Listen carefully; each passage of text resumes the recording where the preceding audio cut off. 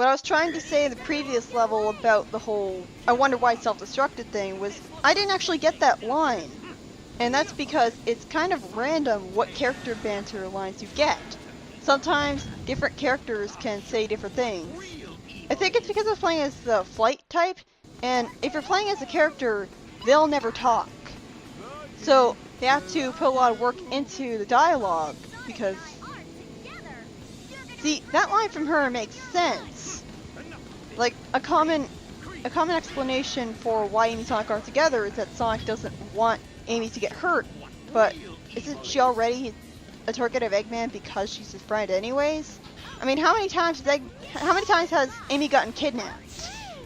She couldn't possibly get kidnapped more just because she's his girlfriend.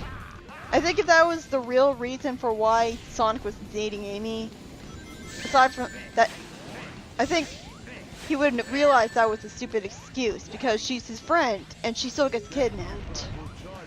I think the real reason he doesn't date her is because of the whole, you know, trying to kill him for not marrying her thing. I don't think she was trying to kill him. The character battle's just so badly written that it comes off like it. Why would she hurt him if she loves him? That doesn't make any sense. And she was never like that in any previous games. People try to act as if that's Amy's canon personality and that's who she is. And Amy's such an awful character because...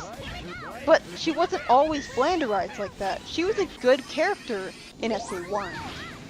She was like sassy and spunky female Sonic who just had this crush on Sonic.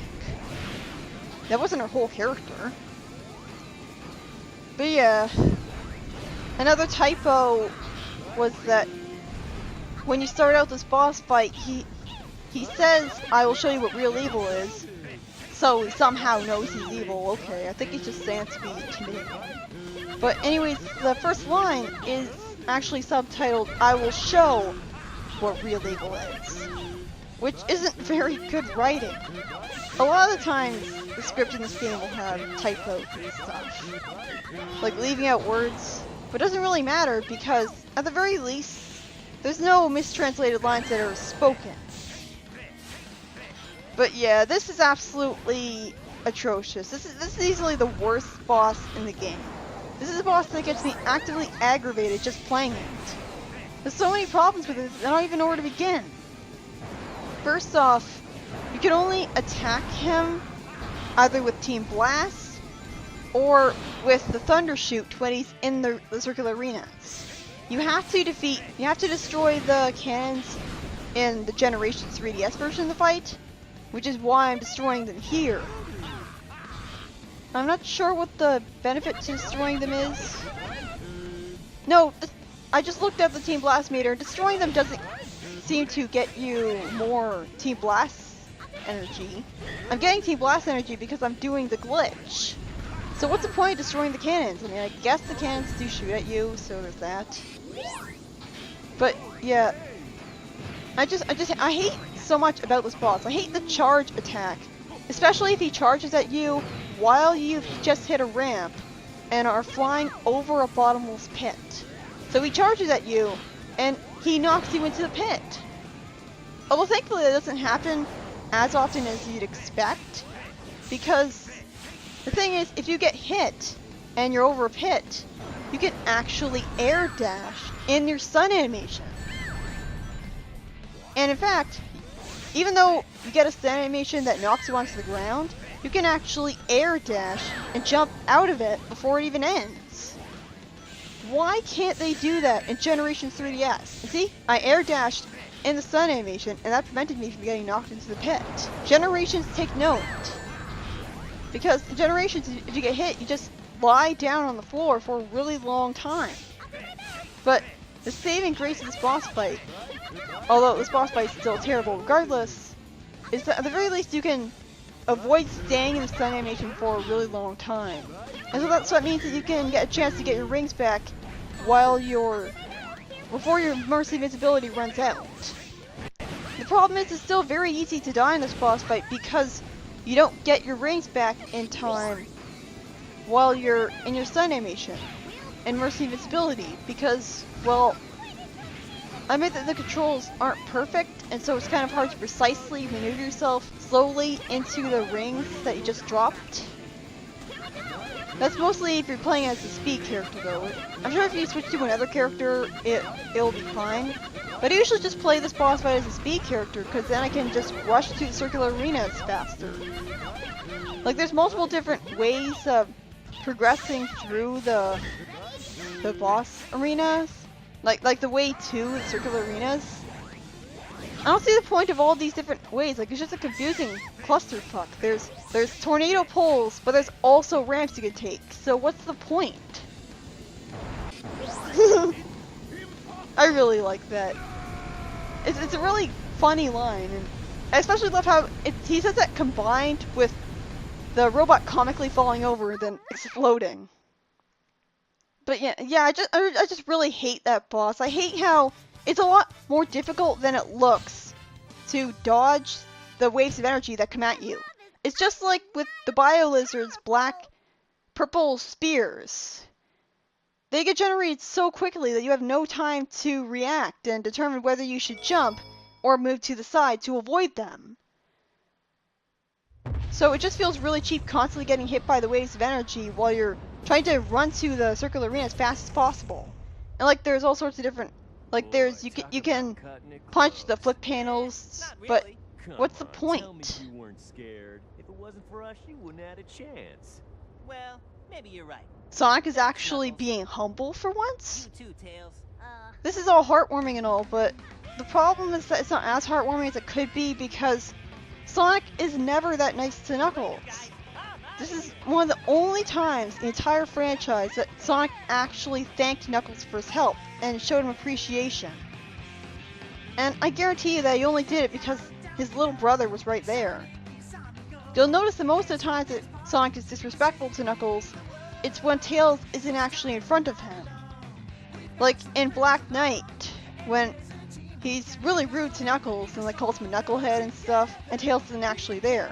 Of course, I can also think of times like in Sonic and Secret Rings and in Sonic Adventure where he was rude to Knuckles when Tails was there.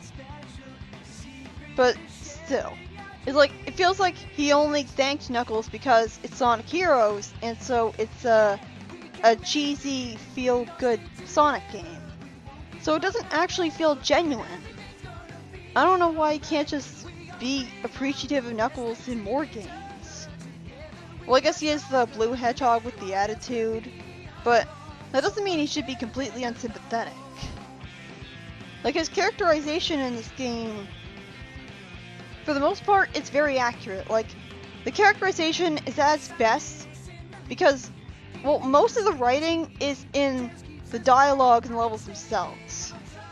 Now, when it comes to the characterization writing in the character battles, obviously it's complete shit because there's absolutely no reason for any of these characters to be fighting each other when they're friends. It's the same problem that Sonic Rivals has. I mean, I could sort of understand it for Team Dark because Rouge is a jewel thief, so Knuckles doesn't trust her. But Shadow saved the world in just the previous game. So, you think that would have redeemed him. Omega is a killer robot though, so it makes sense that they would still fight, but the point is, the characterization is good when it comes to the writing of the character bentling levels, because that's where most of the writing is.